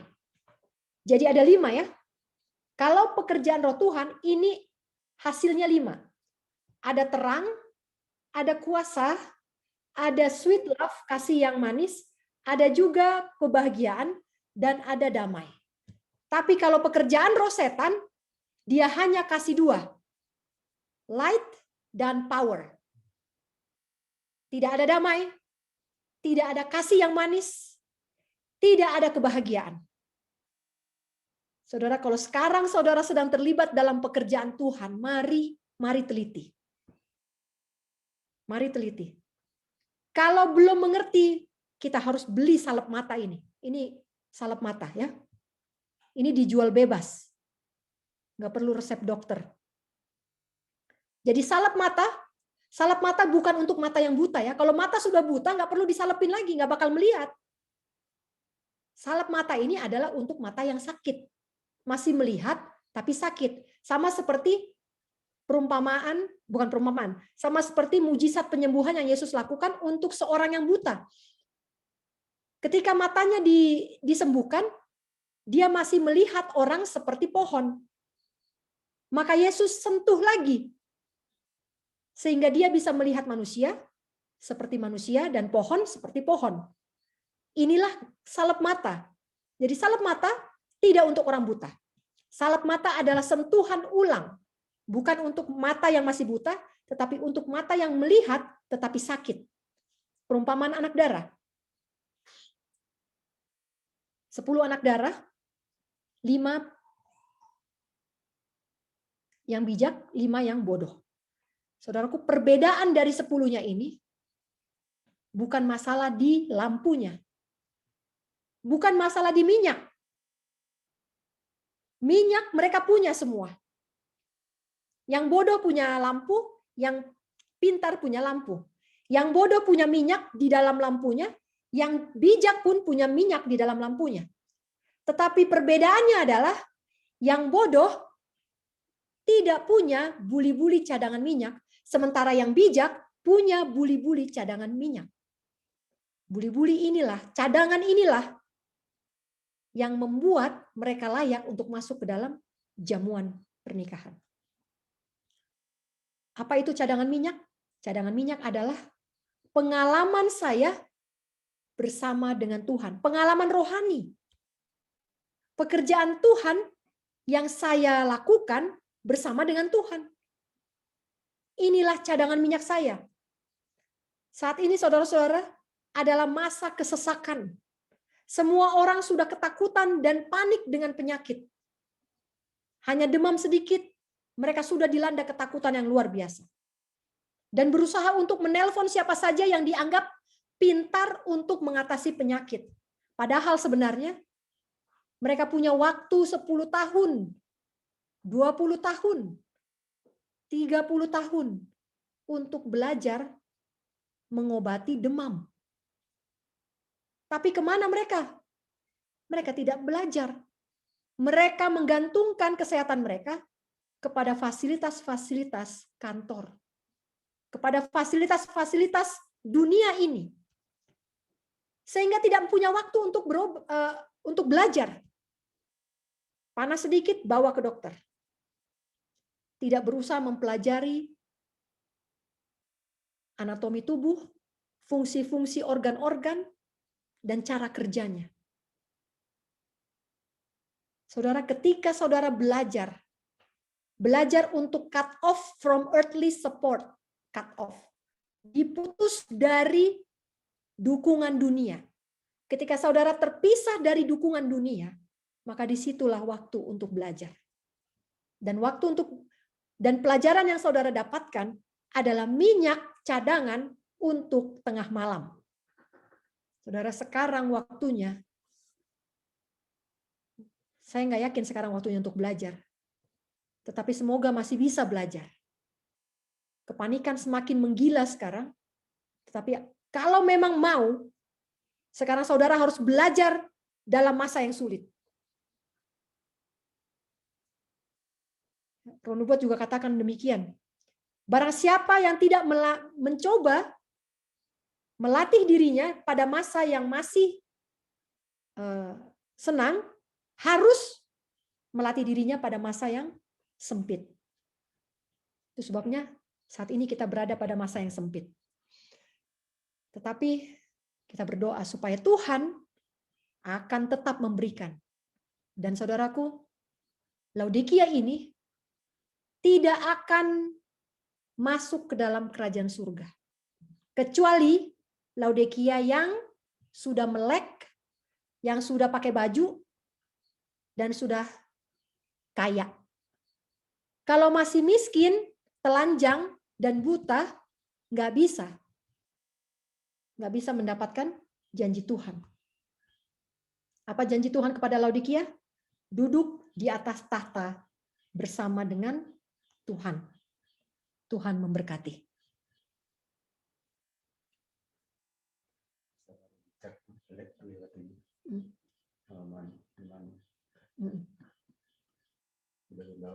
Terima kasih pada Kak Lady yang membawakan firman Tuhan yang sangat jelas, apa yang tidak pernah didengar selama ini, didengar penjelasannya sangat jelas sore ini. Terima kasih Kak atas kuasa Roh Kudus yang bekerja melalui bibir Kakak sehingga kami semua dapat mengerti yang ada di Zoom ini saat ini. Dan mungkin akan disebarkan nanti videonya, rekamannya, dan menjadi berkat bagi banyak orang yang rindu untuk menaikkan level kehidupan pada kehidupan yang lebih suci.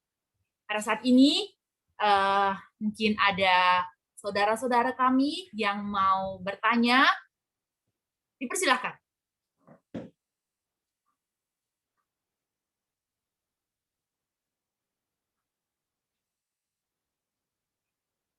Ya, tadi kutipan tadi ada sudah di chat room ya? Iya, kutipannya, ya. Akhir 2300 hari.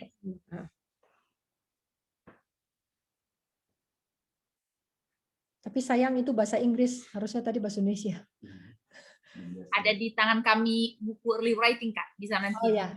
Ya. Boleh nanti dibaca sendiri. Itu hanya pendek, itu hanya 2 lembar kalau nggak salah itu. 4 halaman. Adakah saudara-saudara yang mau bertanya?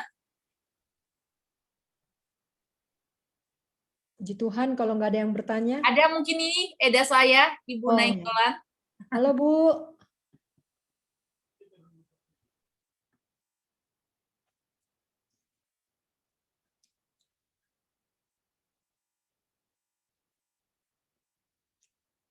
Masih mute kayaknya ini suaranya. Suara. Oh, oke. Ya, Oke. ya. Ya. Oke. Nah, saya ada sedikit agak apa ya namanya itu, confused di sini, agak bingung. Nah, ini tadi Efesus itu kan tertulis mereka membenci ajaran Nikolaus. Ya. Ya, tapi di sini tadi saya tadi memang di awal-awal itu mati hidup, jadi saya mungkin nggak tangkap semuanya. Tapi di sini poin terakhir itu ada doktrin Nikolaus sehingga mereka itu apa namanya ya, gairah memanjakan selera kedagingan gitulah kira-kira ya.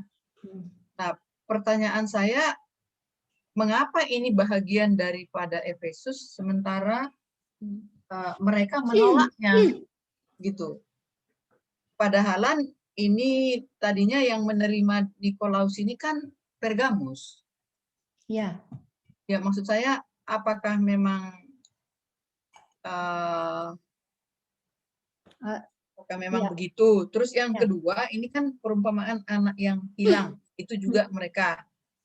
Nah, di mana hilangnya Efesus ini? Karena kemarin minggu lalu kita bilang ini adalah masih jemaat yang murni. Ya. Kenapa dia bisa hilang? Ya. Ya, itulah kira-kira pertanyaannya. Ya, tadi mungkin Ibu miss ya, Bu ya. Oke, Ya, ya mungkin. Ya. Jadi saya ulangi lagi. Tadi ajaran Nikolaus itu sudah ada sebelum Efesus ini terbentuk, Bu. Ya, sudah ada. Jadi ajaran Nikolaus ini adalah ajaran yang menonjolkan hanya kasih karunia. Hanya kasih karunia, ya. Jadi Ibu benar bahwa di Efesus mereka membenci ajaran palsu karena mereka tidak mempan untuk ajaran sesat ya, Bu. Nggak bisa masuk ajaran sesat. Tadi saya tidak katakan bahwa Efesus menganut ajaran Nikolaus. Saya hanya terangkan bahwa ajaran Nikolaus yang dimulai dari jemaat Efesus sudah ada, ya, sudah ada ajaran Nikolaus dari jemaat Efesus, dari jemaat yang mula-mula sudah ada. Itu adalah ajaran saved by grace. Saved by grace. Jadi ajaran ini awalnya ditentang, tetapi makin lama penetrasi terus secara konsisten di dalam perkembangan jemaat.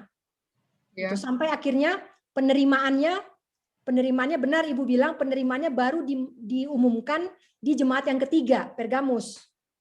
Penerimaannya, tetapi penetrasinya sudah dimulai, Bu. Sudah dimulai penetrasinya. Terus yang kedua tadi, yang jemaat Efesus saya bilang umpamakan adalah hilang.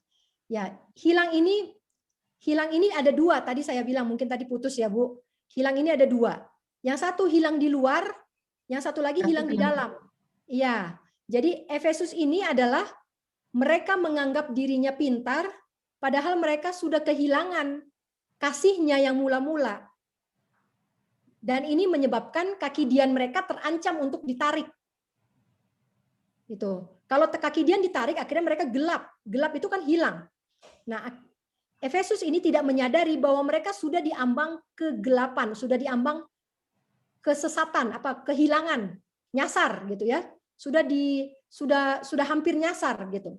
Karena apa? Karena kasih yang tidak mereka pelihara. Jadi itulah analogi saya tadi mengangkat perumpamaan anak yang hilang. Jadi anak yang hilang bukan anak yang bungsu, tetapi anak yang sulung, Bu. Ya, anak yang sulung ini di dalam rumah, tapi dia hilang ya. Dia melayani, dia bekerja untuk bapaknya, tapi bukan dengan kasih, tetapi dengan rasa pamrih. Itu korelasi yang saya angkat perumpamaan anak sulung yang hilang dengan jemaat Efesus yang kehilangan kaki diannya. Oke, terima kasih. Ya. Oh, satu lagi. Tadi kan pengajaran tentang justification by faith itu dari buku apa tadi ya? Testimony for Sebenarnya ada di EG Writings ada. di early writings ada. Bukan. Dia nggak dicetak, Bu. Nggak dicetak. Jadi yang di bahasa Inggris. Yang di bahasa Inggris. Nama bukunya apa yang tunggu sebentar ya, saya cari. Tapi saya baca itu Wallenkamp. Ini bukunya. Ini nggak tahu saya aslinya seperti apa ini. Penulisnya Wallenkamp ya. Ini nggak kelihatan. Coba Pak tulis ketik di chat room Pak. Ini Pak nanti Pak Adiat bantu ketik di chat room nanti Bu penulisnya. Ya, okay. Ini dulu buku ini tahun 92 dicetak oleh IPH Bu. Jadi saya masih punya cetakan IPH-nya, masih ada logo IPH. Buku ini dicetak oleh IPH. Yang judulnya di Indonesia kan adalah apa yang harus diketahui oleh setiap orang Advent mengenai masalah tahun 1888. Sebenarnya isinya ini ada di dalam manuskrip, tapi ini panjang banget Bu. Ini ada sekitar puluhan mungkin sampai 100 chapter gitu. Tetapi saya pilih membaca dari buku Wallenkamp ini adalah karena ini lebih straight to the point ya. Straight to the point, langsung kepada lebih intinya. Ringkas, ya? Iya, lebih ringkas karena hanya sekitar 10 chapter ini. Gitu. Jadi bukunya Bapak udah ketik ya di udah ada di chat room Bu. Oke, makasih. Ya. Sekarang nggak dicetak lagi Bu oleh IPH. Iya ya. Tahun 92 sampai 95 itu dicetak.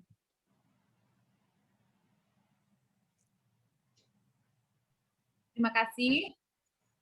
Masih adakah yang mau bertanya?